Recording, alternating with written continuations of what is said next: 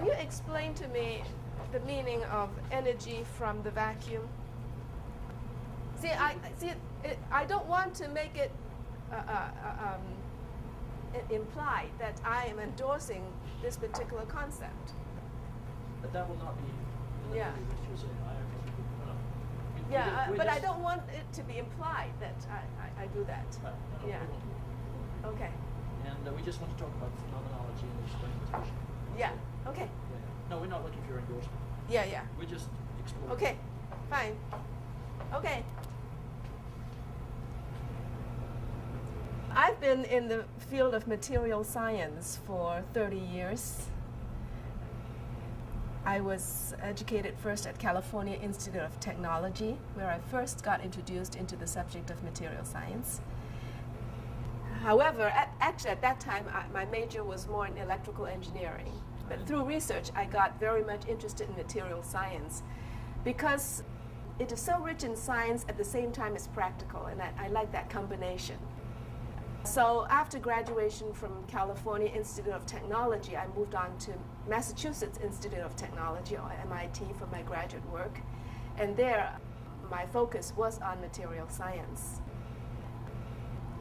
And in MIT, I got involved with carbon research for the first time. And that has been the focus of my research for the last 30 years. Carbon, referring to graphite, carbon fibers, carbon fiber composites, activated carbon, diamond, nanotubes, quite a large variety of materials, and a lot of applications involved. And I have been working on a large variety of properties of these various materials. Not only the structural properties, but the functional properties, such as the electrical properties, how the electrical and the mechanical properties connect to one another, and also the properties related to electromagnetic fields and thermal applications. And carbon fibers are most important from a practical point of view because of the carbon fiber polymer matrix composites. The polymer matrix primarily epoxy. And that's, well, this is an example of the carbon fiber. It looks like hair, but it's just a very small fraction of the size of our hair. And it's all carbon. And it is very strong and stiff in this direction, but it's very light. And so it is very effective as a reinforcement. So one can embed these continuous fibers in a certain matrix, such as a polymer matrix, and after curing or letting the polymer solidify, one obtain a stiff composite like this. And this is what's widely used for aircraft structures because of their combination of lightweight, high strength, and high stiffness. And compared to steel, for instance, it is much, much lighter. And so for fuel saving in particular, this is very much used for aircraft, and nowadays they are getting to be used more and more for automobiles as well. And also for tennis rackets and fishing rods. And so the structural side has been the prime application. However, because of my background in electrical side, I have been looking at the electrical behavior of this material, something which is kind of not ordinary, because for structural material, people don't usually look at the electrical side. And by looking at the electrical side, I have been able to observe some very interesting phenomena. And in the electrical side, the behavior depends on the direction, because as you can see, the fibers are oriented. Okay, it's directional.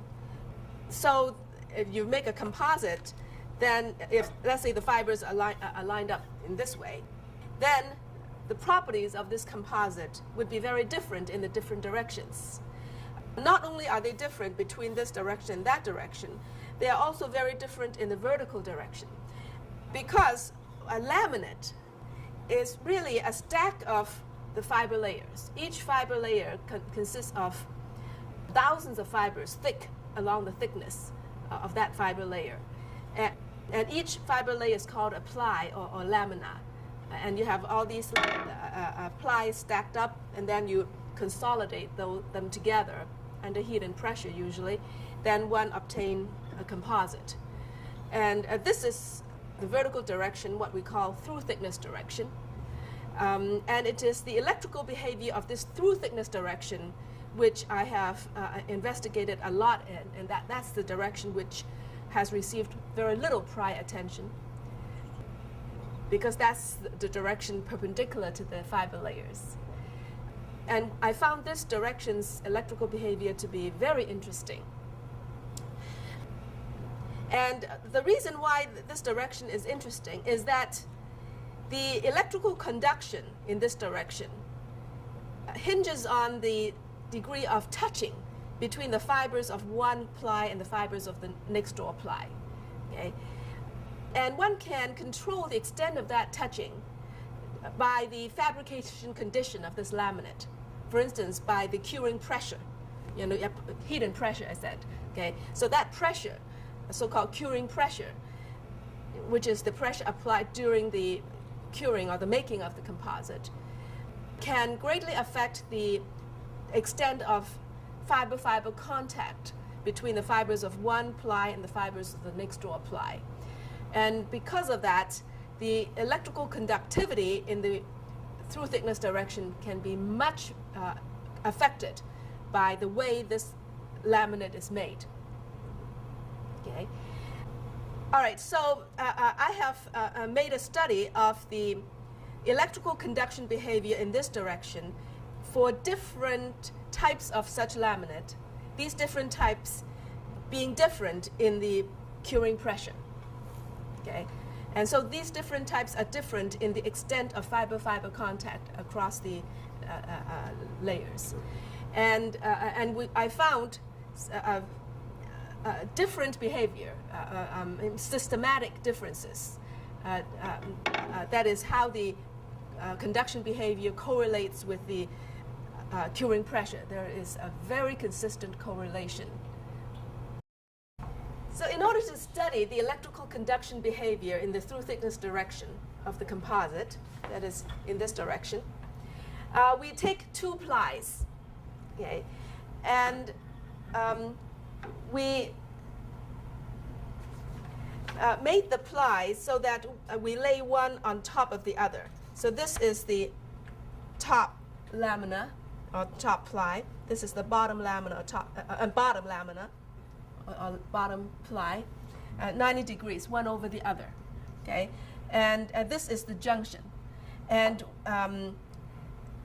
we consolidate this junction. That is, make a composite out, a two-ply composite out of this junction, by applying heat and pressure. The pressure being the pressure in this direction perpendicular to the sheet of paper. And now the reason why we want to make it in this configuration is that these fiber groups sticking out act as electrical leads. So in this way we are able to get current passing through this junction and measure the voltage across that junction. Just simply using these as electrical leads. Okay, and there are 4 electrical leads, which turn out to be very useful because we can use 2 of the leads, A and C in this case, for passing current, and use the other 2 leads, namely B and D, for measuring voltage. Okay. The current thus goes along this top layer, along this leg, and then it goes down in the direction perpendicular to the sheet of paper from the top layer to the bottom layer. And then it goes on along this leg of the bottom layer. Okay, so that's the current path.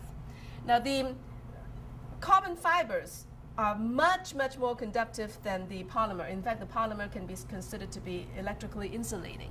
Okay, so for this current path, the major resistance is the resistance across the junction. Okay, and then the voltage is measured across B and D, and an ideal voltmeter has no current going through it, and so we can just assume no current going through these two legs, and because of there being no current, then the potential at B is essentially the same as the potential at the top of the junction, and the potential at D is essentially the same as the potential at the bottom of the junction. Okay, so in this way, the voltage difference between B and D gives the voltage across the junction, and the voltage divided by the current gives the resistance. Okay, and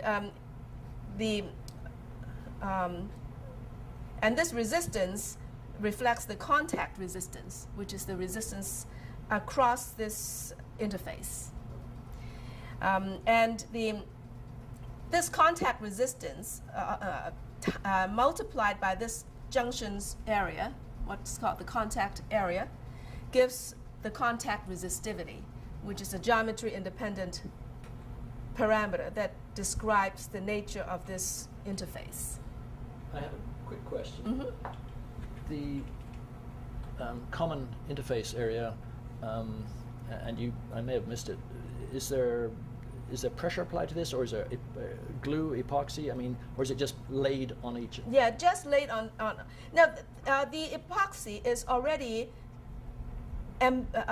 surrounding the fibers. Okay. That is, right. Each lamina already has the resin, right. Tacky resin.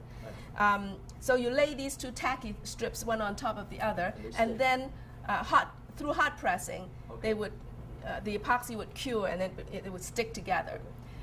So actually, this is ordinary way of making these laminates. So the pressure is applied during the curing process? Only during curing, yes. After it's finished, the making process is finished, then the heat and pressure are removed. Okay. So we have here a sample, an actual sample of that thing. This is the bottom lamina, and this is the top lamina on top of it, and this is where they touch, and this is the junction. And we are interested in the contact resistance of this junction. That is the resistance in the direction perpendicular to this piece of paper. And we pass current from here to here, so that the current goes here and then down the junction from the top to the bottom layer, and then along this leg of the bottom layer. And while doing that, we measure the voltage between these two legs. Okay. Now, this sample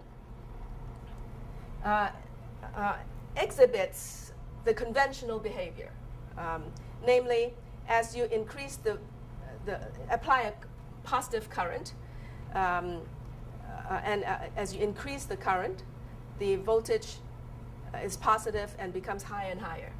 Okay, and this is the ordinary effect.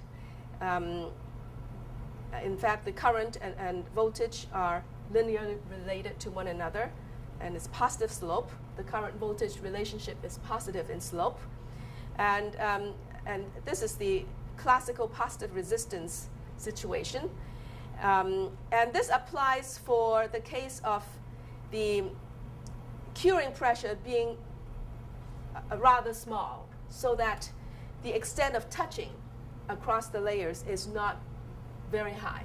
When you talk of the curing pressure being comparatively small, what orders of what range are you talking about here? Yes, the curing pressure. This is from my paper. Yeah.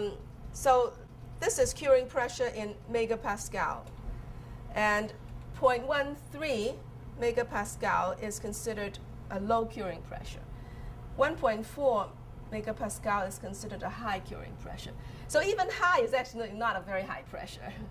1 megapascal is the same as 145 psi. So it's not very high pressure, but just on a relative scale. And so using a relatively low curing pressure, one attains the conventional behavior, positive resistance. And we're going to demonstrate that experiment right here. Okay, and Dr. Wang, who is the first author of that paper, is with me, and he's going to help me with this demonstration.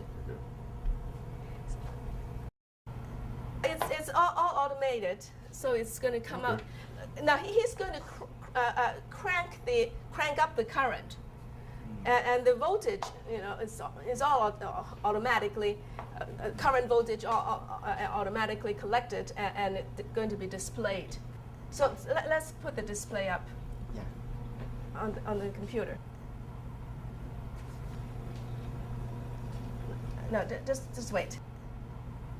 Now he's cranking up. So the top curve is the current, the bottom curve is the voltage, and he's cranking up the two. It's just manual cranking, so it's not very smooth. Nevertheless, one can plot the current versus voltage, and you see it's linear, positive slope. Which is a completely standard, Yes. Yeah. generic current voltage relationship. Yes. All right. And this is with material that has been cured at what pressure? The relatively low pressure, which is around this 0.13 megapascal area. Okay, so this is generic carbon composite cured material. Well, all these are generic, just Okay. that I vary the curing pressure. Exactly. Yeah. All right. So now we proceed to the another such sample, but made with relatively high curing pressure. We're changing samples now. Now, yes, we are changing sample.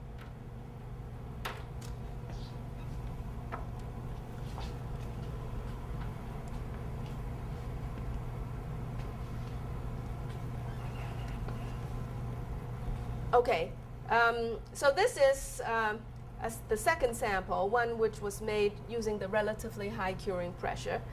And we do exactly the same experiment, passing the current like this and measuring the voltage across these two legs. So let's do that now. All right, so he is cranking up the current manually again. And the top curve is the current, the bottom curve is the voltage. And you can see that while the current is cranked up, the voltage goes down, it goes negative. And so now you plot the current versus voltage. It is a straight line of negative slope. Okay? And this is what we call apparent negative resistance. Okay, now first of all, I'd like to explain that I don't think that this is true negative resistance. That's why I call it apparent negative resistance. And I believe that this phenomenon has to do with the electron flow having a backflow. That is, you have current or electrons going from one layer to the next layer. Okay? And then there is a tendency for the electrons to flow backward, okay, from the one layer back to the first layer. And this backflow is driven by entropy, okay, just like diffusion is driven by entropy. And because of this entropy-driven backflow, you have this backward current. And under certain situations, this backflow can appear to dominate. When that happens, you have the apparent negative resistance.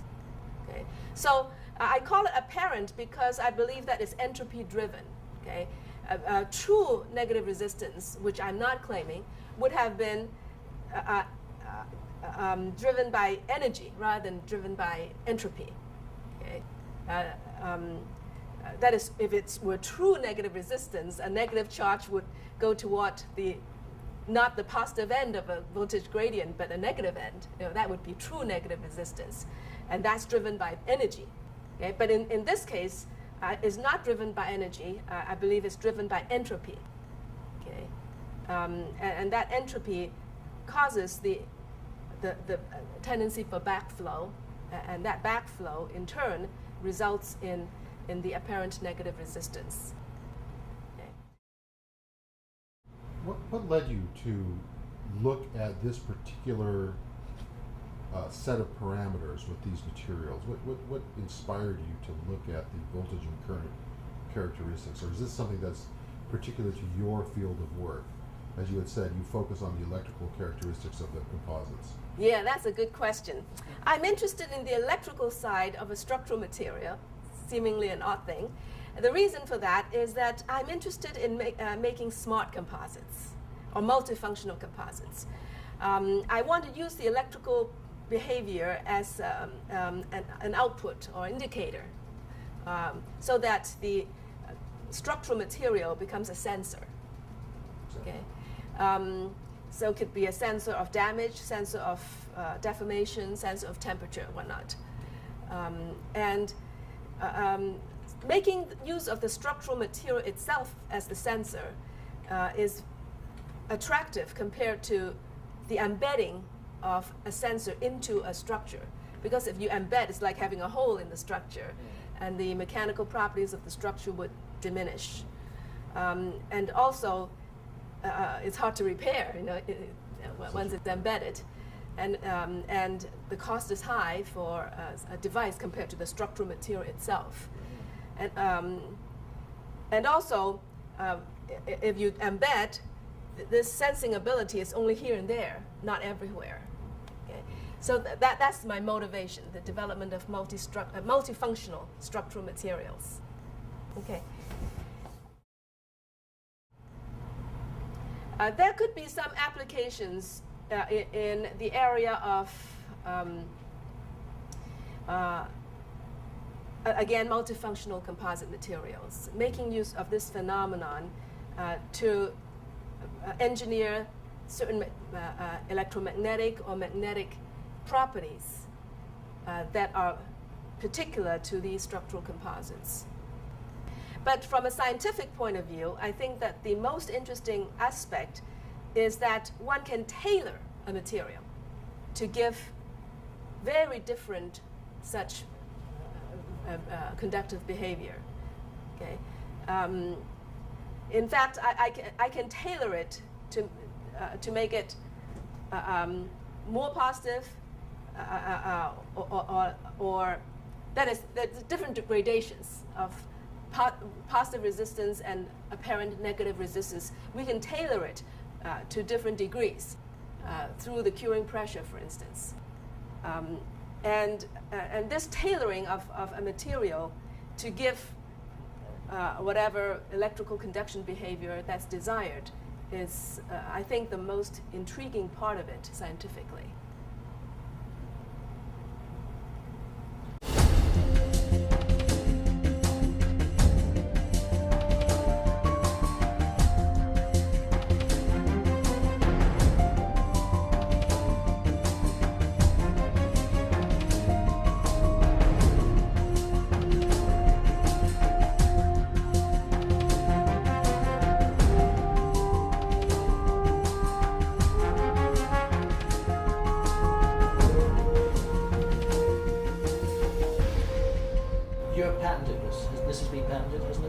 No, this has not been patented.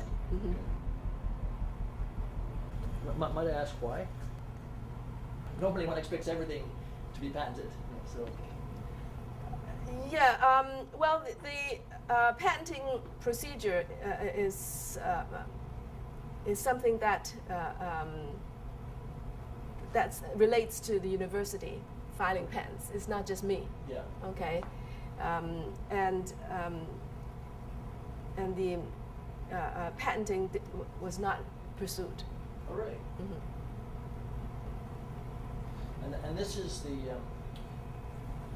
you presented these results originally in, I think, 1998, was it, at a symposium in Las Vegas? Yes. Yeah. And this is the process that you were talking about at that point in time? Yes, yes. Yeah. And I guess you're saying essentially this is in the public domain now? Yes. So, okay. So there's no question that I mean, if one wanted to pursue this, say with additional research, you wouldn't have to get the university's permission to use it, or I mean, it's not protected by patent or anything. Right, so right. Anybody can use it for Yeah, anything. that's right. Okay. Yeah. I'm just trying to recall. There was the university at one point in time, I think, was going to license it, weren't they? Or I'm on the wrong track here. Well, the university at one point was considering getting patent protection, Okay. but it was eventually dropped. Okay. Yeah. Do you have any, is there any extended further, is this an isolated phenomenological discovery, or is there something you have ideas about extending this into other applications, other areas of investigation, now that you know that pressure variances affect the apparent negative resistance? Do you have any ideas about taking that another step into other areas or other uses or methods of applying this situation? One can extend this experimentation to composites with matrices other than polymers. And I've done some work with cement as the matrix. And a similar behavior exists there.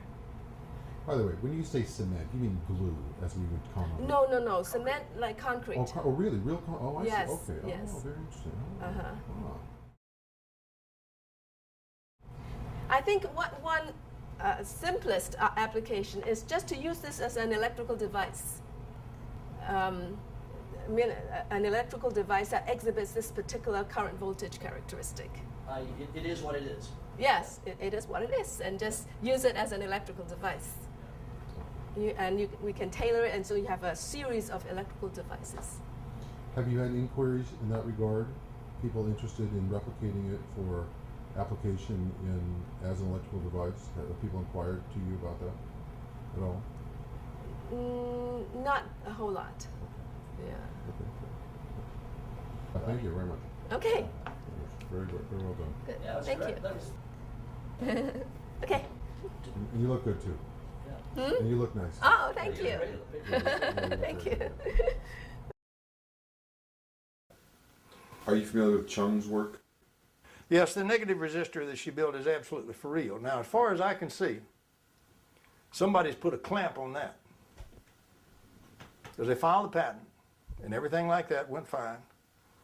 But all of a sudden, you notice a great silence, which means somebody is using it for some kind of classified project. That's what it means. In my view, having been there in aerospace and know how they work, the work was being funded, as I understand, probably by agencies that would, in fact, do that.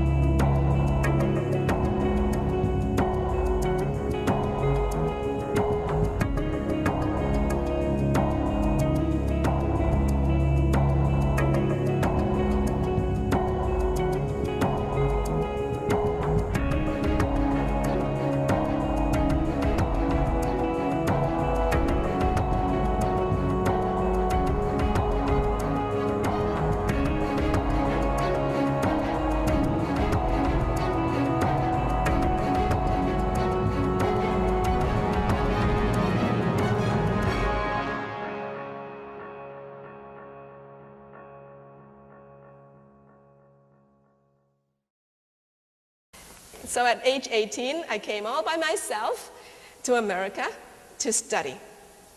And I went to California Institute of Technology, or Caltech.